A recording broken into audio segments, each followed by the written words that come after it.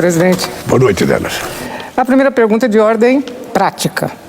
O senhor mencionou a lei da reciprocidade, mesmo com a ameaça explícita do presidente Trump de responder com mais tarifas a qualquer taxação decidida pelo Brasil. Como é que o senhor, governo, pretende escapar desse círculo? Olha, primeiro é importante levar em conta que há algumas coisas que um ser humano e um governo não podem admitir. É a ingerência de um país na soberania de outro.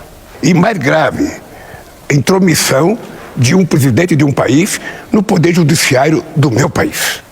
É inaceitável que o presidente Trump manda uma carta, sabe, pelo site dele, sabe, e começa dizendo que é preciso, sabe, acabar com as caças bruxas. Isso é inadmissível. Primeiro porque isso aqui tem justiça e a gente está fazendo um processo com direito à presunção de inocência de quem é vítima. Se quem é vítima comete um erro, vai ser punido. Aqui no Brasil é punido. A segunda coisa é que é inverossímil o fato pelo qual se aumentou a tarifa. O presidente Trump deve estar muito mal informado, porque nos últimos 15 anos, o déficit para o Brasil é de 410 bilhões de reais entre comércio e tarifas. Portanto, não existe explicação a não ser uma falta de informação e depois tentando atrapalhar uma relação muito virtuosa que o Brasil tem com os Estados Unidos há 200 anos. O que é que eu vou fazer, na verdade? Primeiro, eu não perco a calma e não tomo decisão com 39 graus de febre. O Brasil utilizará a lei da reciprocidade quando necessário. E o Brasil vai tentar, junto ao OMC, com outros países, tentar fazer com que a OMC tome uma posição para saber quem é que está certo ou que está errado. A partir daí, se não houver solução, nós vamos entrar com a reciprocidade já a partir do 1º de agosto, quando ele começa a taxar o Brasil. Nós entendemos que o Brasil é um país que não tem contencioso com ninguém, nós não queremos brigar com ninguém, nós queremos negociar e o que nós queremos é que seja respeitado as decisões brasileiras. Portanto, se ele ficar brincando de taxação, vai ser infinita essa taxação. Nós vamos chegar a 2 bilhões de cento de taxa de coisa. O que o Brasil não aceita é intromissão nas coisas do Brasil. Ele tem o direito de tomar decisão em defesa do país dele, mas com base na verdade. Se alguém orientou ele com uma mentira de que os Estados Unidos é deficitário com o país, mentiu. Porque os Estados Unidos é superavitário na relação comercial com o Brasil. A motivação política desse ataque americano é explícita, né? E Trump critica o julgamento de Jair Bolsonaro e ações no Supremo sobre as plataformas de redes sociais. Mas os ataques de Donald Trump começaram durante o encontro dos BRICS e depois das declarações do senhor em tom de crítico aos Estados Unidos durante o evento. Que papel o senhor atribui às suas declarações nas motivações do presidente americano? Nenhuma. Veja, primeiro, os BRICS é um fórum que ocupa hoje metade da população mundial e quase 30% do PIB mundial. E dentro dos BRICS está países que participam do G20. 10 países dos BRICS participam do G20, aonde o seu Trump participa. Segunda coisa, nós temos 3 países que foram convidados do G7 agora. 4 países, Brasil, México, África do Sul e Índia. Quarta coisa, o BRICS é um agrupamento de países que trabalha em prol do sul global. Nós cansamos de ser subordinados ao norte. Nós queremos ter independência nas nossas políticas, queremos fazer comércio mais livre e as coisas estão acontecendo de forma maravilhosa. As coisas vão continuar melhorando e nós estamos discutindo, inclusive, a possibilidade de ter uma moeda própria ou, quem sabe, com as moedas de cada país, a gente fazer comércio sem precisar utilizar o dólar. Porque não temos a máquina de rodar dólar, só os Estados Unidos que tem.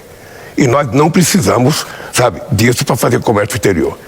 Agora, achar que os BRICS é a razão pela qual o Trump ficou nervoso, o Brasil nunca ficou nervoso com a participação do G7, o Brasil nunca ficou nervoso com as coisas que os Estados Unidos faz. Cada país tem soberania de fazer aquilo que quer.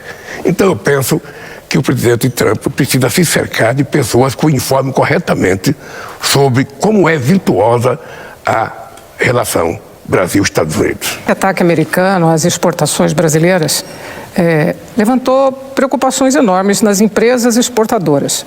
Que papel o senhor espera que esses setores empresariais desempenhem na formulação de uma resposta do governo aos Estados Unidos? É só importante a gente deixar claro para a opinião pública que não é uma taxação ao Brasil. Ele vem taxando todos os países do mundo desde que tomou posse. É um direito dele, mas é um direito dos países reagir. Olha, o que é que eu pretendo fazer? Veja, primeiro eu pretendo reunir todos os empresários que têm exportação para os Estados Unidos, sobretudo aqueles que têm maior volume de exportação, suco de laranja, aço, sabe, a Embraer, que exporta muito para os Estados Unidos, para conversar, para ver qual é a situação deles. Nós vamos tentar fazer todo o processo de negociação que for possível fazer. O Brasil gosta de negociar, o Brasil não gosta de contencioso. E depois que se esgotar as negociações, o Brasil vai aplicar a lei da reciprocidade. E aí os empresários, eu espero que estejam aliados ao governo brasileiro, porque se existe algum empresário que acha que o governo brasileiro tem que ceder e fazer tudo o que o presidente do outro país quer, sinceramente, esse cidadão não tem, sabe, nenhum orgulho de ser brasileiro. Essa é a hora da gente mostrar que o Brasil quer ser respeitado no mundo. Que o Brasil é um país que não tem contencioso com nenhum país do mundo e que, portanto, a gente não aceita desaforamento contra o Brasil. Aqui para encerrar, presidente, o presidente Donald Trump, ele está na Casa Branca há 7 meses, né? Por que motivo o governo do senhor não fez nenhum movimento para estabelecer contato direto, mais próximo com o governo do nosso segundo maior parceiro comercial? Olha, primeiro eu mandei uma carta dando os parabéns da vitória do Trump. Eu não tenho que conversar com o Trump até agora, não tem nenhuma razão. Eu imaginei encontrar com o Trump no G7. Quando nós chegamos lá, ele tinha saído, porque a reunião foi feita num lugar muito escondido, porque o Trump não seria bem recebido no Canadá. Então, quando eu cheguei, eu e os convidados, eu e o primeiro-ministro Modi, e a Cláudia, presidenta do México, e o Ramaphosa, presidente da África do Sul, quando nós chegamos lá, o Trump tinha vindo embora na outra noite. Na hora que houver necessidade de conversar com o Trump, eu não tenho nenhum problema de ligar para ele, como eu já liguei para o Clinton, já liguei para o Bush, já liguei para o Obama, já liguei para o Biden. Agora é preciso ter uma razão para ligar. Dois presidentes não ficam ligando para contar piada. Ele, por exemplo, ele poderia ter ligado para o Brasil para dizer da medida que ele vai tomar. Ele não mandou nenhuma carta, nós não recebemos carta. Ele publicou no site dele uma total falta de respeito, que é um comportamento dele com todo mundo. E eu não sou obrigado a aceitar esse comportamento desrespeitoso entre relações de chefe de Estado e entre relações humanas. Educação é bom. E a gente gosta de receber e gosta de dar. E o Brasil quer ser bem tratado. Quando eu tiver um assunto sério para tratar com os Estados Unidos, eu não terei nenhum problema de pegar o telefone e ligar para a Casa Branca pedindo para conversar com o presidente Trump.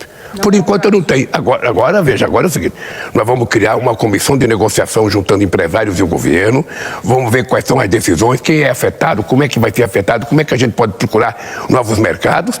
Eu mesmo vou procurar novos mercados para os produtos brasileiros. Esse é o meu papel, inclusive, de dizer para os empresários, vamos juntos abrir novos mercados. Porque não é fácil, sabe, ele só taxar os outros. Ele também terá consequência nos Estados Unidos. Ele também terá muita consequência.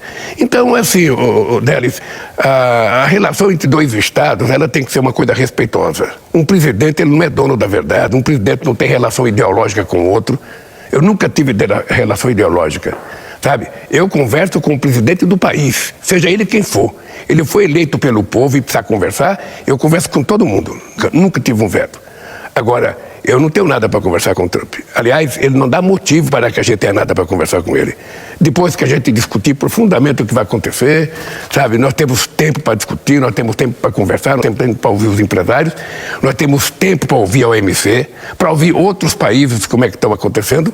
E aí, quando chegar o momento, se for necessário conversar, pode ficar certa que eu não terei nenhum problema de pegar o telefone e ligar, correndo o risco de ele, de forma mal educada, não querer me atender. Eu corro risco, mas de qualquer forma, se for necessário, eu farei isso sem nenhum problema. O que eu acho um desaforo muito grande dela e não dá para aceitar, é um cidadão, um presidente de um país importante como os Estados Unidos, conversar uma carta para mim, mandada pelo site, avocando o fim da caça às bruxas a um ex-presidente que tentou dar um golpe nesse país. Ele não tentou dar um golpe, ele tentou preparar a minha morte, a morte do presidente da Suprema Corte, que na época era o Alexandre de Moraes, a morte do vice-presidente. E não é ninguém da oposição que está falando, são os militares que estavam com ele. É o ajudante de ordem dele que recebeu as informações deles. Agora, quem vai ser julgado não é o cidadão Bolsonaro, quem vai ser julgado é os autos do processo. Se ele tiver razão, será absolvido. Se ele não tiver razão, ele será condenado. E se condenado, vai ser preso. É assim que funciona a justiça no Brasil.